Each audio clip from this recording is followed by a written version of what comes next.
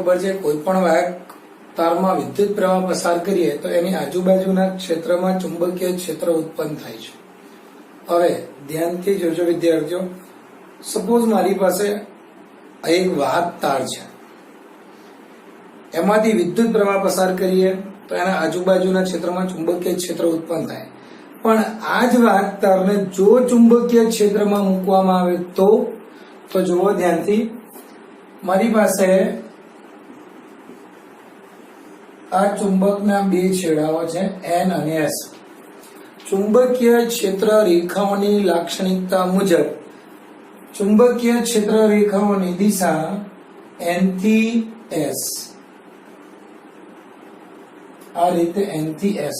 આ ચુંબકીય ક્ષેત્રમાં ધારો કે સ્મોલ l લંબાઈનો એક તાર મૂકી દઈએ અને તેને બેટરી સાથે જોડાણ કરવામાં આવે। હવે આ વાહક તારમાં વિદ્યુત પ્રવાહ I પસાર કરવામાં આવે તો એની આજુબાજુના ક્ષેત્રમાં ચુંબકીય ક્ષેત્ર ઉત્પન્ન થાય। હવે ચુંબકીય ક્ષેત્ર ઓલરેડી પહેલાથી ત્યાં ચુંબકીય ક્ષેત્ર છે જ, અને આના કારણે પણ ચુંબકીય ક્ષેત્ર ઉત્પન્ન થાય છે, એટલે ચુંબકીય ધ્રુવોને કારણે બળ લાગશે। આવી નાનકડી સમજૂતીમાં જો આપણે દાખલા તરીકે એક સૂક્ષ્મ ભાગ લઈએ અને આ ભાગની લંબાઈ ધારો કે dl સદિશ છે, આ સૂક્ષ્મ વિદ્યુત પ્રવાહ ખંડ એટલે એને આપણે IDL કહેવાય। આ સૂક્ષ્મ વિદ્યુત પ્રવાહ ખંડને એક સમાન ચુંબકીય ક્ષેત્રમાં મૂકતા તેના પર ચુંબકીય ક્ષેત્રના કારણે લાગતું બળ, હવે સૂક્ષ્મ ખંડ છે એટલે લાગતું બળ પણ સૂક્ષ્મ dF, એટલે dF is equal to IDL cross B। આ જ સમીકરણ પરથી જો કુલ બળ શોધવું હોય તો F is equal to IL cross B અને મહત્તમ બળ ILB। આ સમીકરણનો ઉપયોગ કરીને બે સમાંતર વિદ્યુત પ્રવાહ ધારિત તાર વચ્ચે લાગતા બળની સમજૂતી લઈએ। ધ્યાનથી જોજો, ચુંબકીય ક્ષેત્ર હોય અને વિદ્યુત પ્રવાહનો પસાર પણ થતો હોય તો જેના કારણે ઉદ્ભવતું બળ। હવે જે નેક્સ્ટ ટોપિક લઈએ, આ જ રીતે આપણી પાસે બે સમાંતર વિદ્યુત પ્રવાહ ધારિત તાર છે।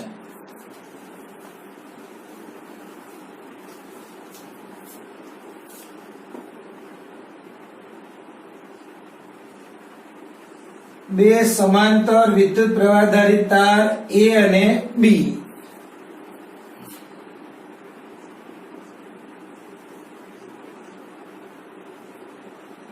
અને તેમના વચ્ચેનું અંતર ધારો કે D છે।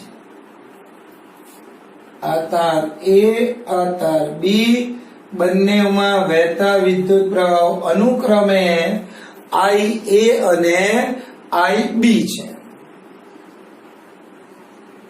હવે ધારો કે આમાં વિદ્યુત પ્રવાહ I પસાર કરવામાં, ફરી યાદ કરીએ, કોઈ પણ વાહકમાં વિદ્યુત પ્રવાહ I પસાર કરવામાં આવે તો તેનાથી એટલે આ તારથી r અંતરે ચુંબકીય ક્ષેત્ર μ0I/2πd અને વર્તુળાકારના કેન્દ્ર પર ચુંબકીય ક્ષેત્ર B = μ0I/2r। હવે આ બે સમાંતર તાર એટલે બે સમાંતર વિદ્યુત પ્રવાહ ધારિત તાર,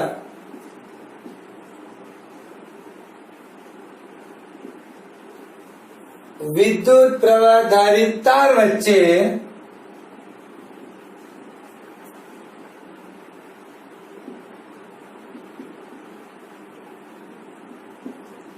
લાગતા બળનો સૂત્ર તારવો છે આપણે।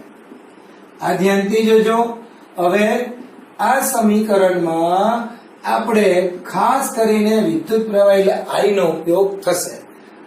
આકૃતિમાં દર્શાવ્યા મુજબ A અને B બે સમાંતર વિદ્યુત પ્રવાહ ધરી તાર છે, તેમાંથી વહેતા વિદ્યુત પ્રવાહો અનુક્રમે IA અને IB છે, તેમના વચ્ચેનું અંતર સ્મોલ d છે.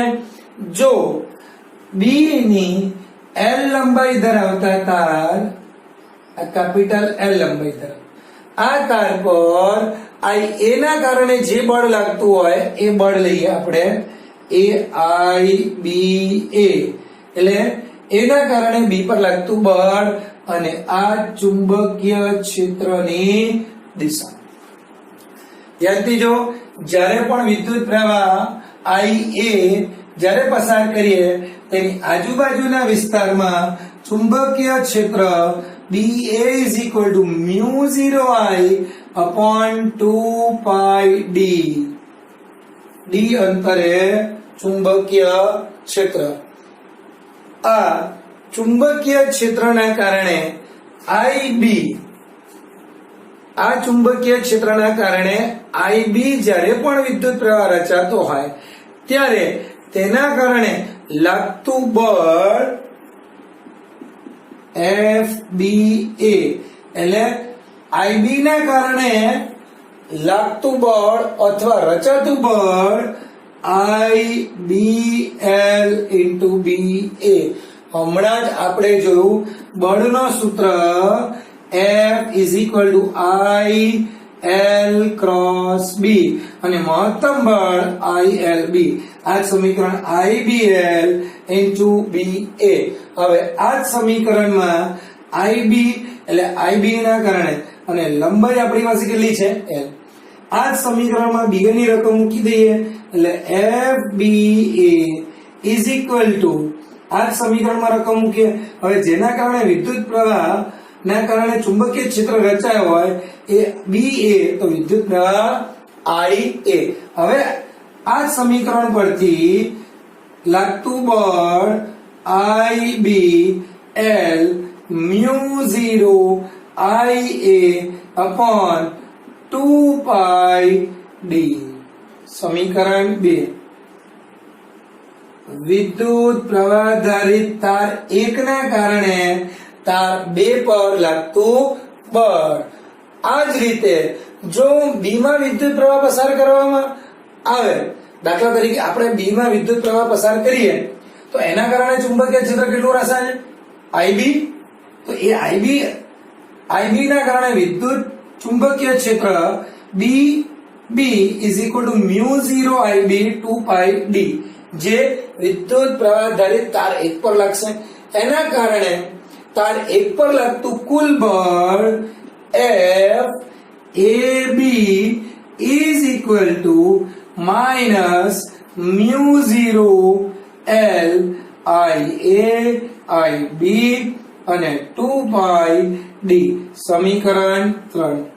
સમીકરણ 2 અને 3 પરથી સ્પષ્ટ છે કે બે તારો વચ્ચે જ્યારે પણ વિદ્યુત પ્રવાહ ધારિત તારના કારણે બળ લાગતા હોય અને એ પણ એક જ દિશામાં બળ લાગતા હોય તો ચુંબકીય બળ ની સરખામણી કરીએ તો FBA is equal to minus FAB. આ વિદ્યુત ચુંબકીય બળ ન્યૂટનના ગતિના ત્રીજા નિયમનું પાલન કરે છે. એટલે આપણે એવું કહી શકાય કે ચુંબકીય ક્ષેત્ર રેખાઓને કારણે જે પણ ઘટના ઘટતી હોય તેમાં લાગતા બળો એ ન્યૂટનના ગતિના નિયમોનું પાલન કરે છે. એટલે આઘાત અને પ્રત્યાઘાત કેવા? સરખા પણ પરસ્પર વિરુદ્ધ દિશામાં. આ સમીકરણ પરથી સ્પષ્ટ છે કે એક જ દિશામાં વિદ્યુત પ્રવાહનો વહન થતો હોય એટલે બે સમાંતર વિદ્યુત પ્રવાહ ધારિત તાર વચ્ચે જે લાગતું બળ હશે એ કેવું હશે? આકર્ષણ. અને જો પરસ્પર વિરુદ્ધ દિશામાં હોય તો અપાકર્ષણ. એની એક નાનકડી સમજૂતી લઈએ. આપણી પાસે આ બે તાર છે, આ A અને B. હવે જ્યારે પણ વિદ્યુત પ્રવાહ વહેતો હોય, દાખલા તરીકે વિદ્યુત પ્રવાહ ઉપરની દિશામાં વહે છે એટલે ચુંબકીય ક્ષેત્ર રેખાઓ જમણી બાજુથી ડાબી બાજુ, જમણી બાજુ એટલે કે નોર્થ અને ડાબી બાજુ એટલે કે સાઉથ, એટલે દિશા એની નોર્થ થી સાઉથ. ફરી જમણા હાથના નિયમ મુજબ આ જ રીતે બી તારમાં પણ વિદ્યુત પ્રવાહ ઉપરની બાજુ હોય એટલે ચુંબકીય ક્ષેત્ર રેખાઓ જમણી બાજુથી ડાબી બાજુ. હવે ત્યારથી જો આ ક્ષેત્ર રેખાઓ પણ જમણી બાજુથી ડાબી બાજુ અને આ પણ પ્રવાહ ઉપરની બાજુ છે એટલે એની પણ દિશા જમણી બાજુથી ડાબી બાજુ. બે દિશાઓ પરસ્પર વિરુદ્ધ હોવાને કારણે બંનેની વચ્ચે આકર્ષણ બળ લાગે છે. આ એક વસ્તુ સ્પષ્ટ છે. હવે વિદ્યુત ડાયપોલની વાત કરીએ એટલે વિદ્યુત dipole moment P is equal to Q into 2A.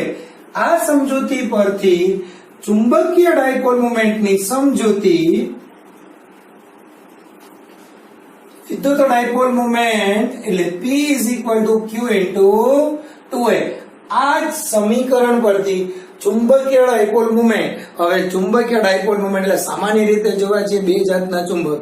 એક તો ગજ્ય ચુંબક એટલે કે જે પણ પરમાનન્ટ મેગ્નેટ હોય એ, અને જે વિદ્યુત પ્રવાહને કારણે જે ચુંબક રચાતો હોય કે જે ચુંબક બનતો હોય એ ટેમ્પરરી ચુંબક હોય, એ કાયમી ના હોય. એટલે બંને માટે ચુંબકીય ક્ષેત્રના ધ્રુવો એની પરિસ્થિતિ પ્રમાણે હોય, જ્યારે સામાન્ય ધ્રુવ ઉત્તરથી દક્ષિણ. હવે જુઓ ધ્યાનથી, ચુંબકીય ડાયપોલ મોમેન્ટ જે રીતે વિદ્યુત dipole moment P is equal to Q into 2A, ચુંબકીય ડાયપોલ મોમેન્ટ માટે આપણે સ્મોલ m અથવા કેપિટલ M નો ઉપયોગ કરીએ છીએ. ચુંબકીય dipole moment PS into 2L. જો પહેલા 3 ચેપ્ટર એટલે કે ઇલેક્ટ્રોસ્ટેટિક્સની થોડીક સમજૂતી હોય તો ઇલેક્ટ્રોમેગ્નેટિક્સમાં કઈ ગોખવાનું છે જ નહીં. માત્ર સરખામણી કરો, જ્યાં વિદ્યુતના કમ્પોનેન્ટ એટલે ઇલેક્ટ્રોનિક કમ્પોનેન્ટ હોય ત્યાં ચુંબકીય કમ્પોનેન્ટ વાપરવાના, ચુંબકીય ઘટકો.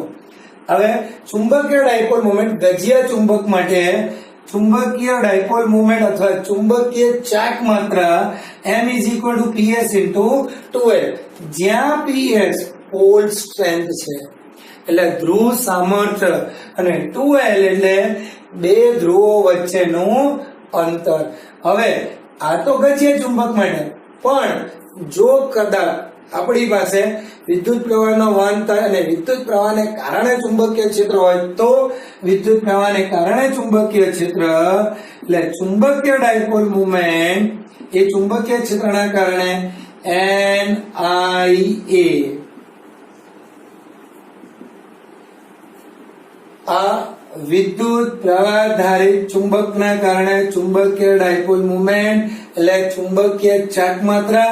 આ ગજિયા ચુંબકના કારણે ચુંબકીય ચાક માત્રા NIA. N આંટાઓની સંખ્યા, I વિદ્યુત પ્રવાહ, કેપિટલ A આડછેદનો ક્ષેત્રફળ. હવે આના પરથી બીજી એક નાનકડી સમજૂતી લઈએ. આપણને ખબર છે એક સમાન વિદ્યુત ક્ષેત્રમાં ડાયપોલ મોમેન્ટના કારણે ઉદ્ભવતું torque tau is equal to P cross E. ફરી ધ્યાનથી સાંભળજો વિદ્યાર્થી. ટોર્ક P cross E વિદ્યુત ડાયપોલ મોમેન્ટ અને વિદ્યુત ક્ષેત્ર. આ જ વસ્તુ જો ચુંબકીય ક્ષેત્ર માટે લાવું તો tau is equal to M cross B. ચુંબકીય ડાયપોલ મોમેન્ટ અથવા ચુંબકીય ચાક માત્રા અને ચુંબકીય ક્ષેત્રના સદિશ ગુણાકારને આપણે ટોર્ક કહે છે. આ જ સમીકરણ પરથી tau is equal to mb sin theta. હવે આ sin theta જ્યાં theta m અને b વચ્ચેનો ખૂણો છે. હવે આની સાથે સાથે r કેરેટ અથવા n કેરેટ નો પણ ઉપયોગ કરી શકાય. જો આપણી પાસે ચુંબકીય ડાયપોલ મોમેન્ટ આ વિદ્યુત પ્રવાહને કારણે હોત તો ઉદ્ભવતું ટોર્ક MBL. હવે આ m ની જગ્યાએ NIAB sin theta.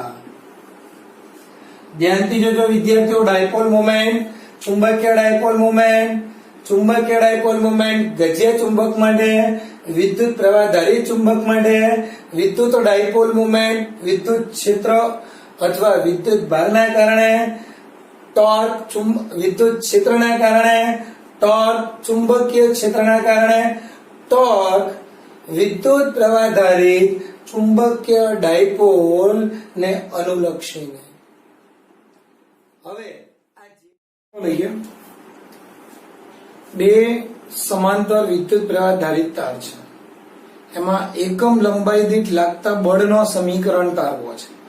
હવે આપણને ખબર છે કે બે સમાંતર તાર વચ્ચે લાગતું બળ F BA is equal to mu 0 L IAIB અને 2 pi D, જ્યાં D બે તાર વચ્ચેનું અંતર છે. હવે ફરી ધ્યાનથી સાંભળજો વિદ્યાર્થીઓ, બે સુરેખ સમાંતર વિદ્યુત પ્રવાહ ધારી તારની એકમ લંબાઈ દીઠ લાગતા બળનો સમીકરણ તારવો હોય તો તારની લંબાઈ કેટલી?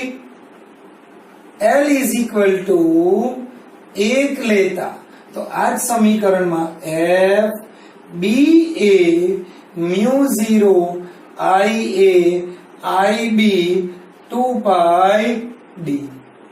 હવે આ સમીકરણમાં ધારો કે બંને તારમાં 1 એમ્પિયર વિદ્યુત પ્રવાહ પસાર કરવામાં આવે અને તાર વચ્ચેનું અંતર પણ 1 મીટર છે, એટલે IA IB 1 એમ્પિયર અને D is equal to 1 metre લેતા હવે તો સમીકરણ 1 પરથી આ સમીકરણમાં જોજો ધ્યાનથી mu 0 પણ શું છે એ પણ કહીએ, જ્યાં mu 0 4 pi into 10⁻⁻⁷. mu 0 એટલે શૂન્ય અવકાશની પરમિએબિલિટી, જેનો SI એકમ ટેસ્લા મીટર પર એમ્પિયર છે.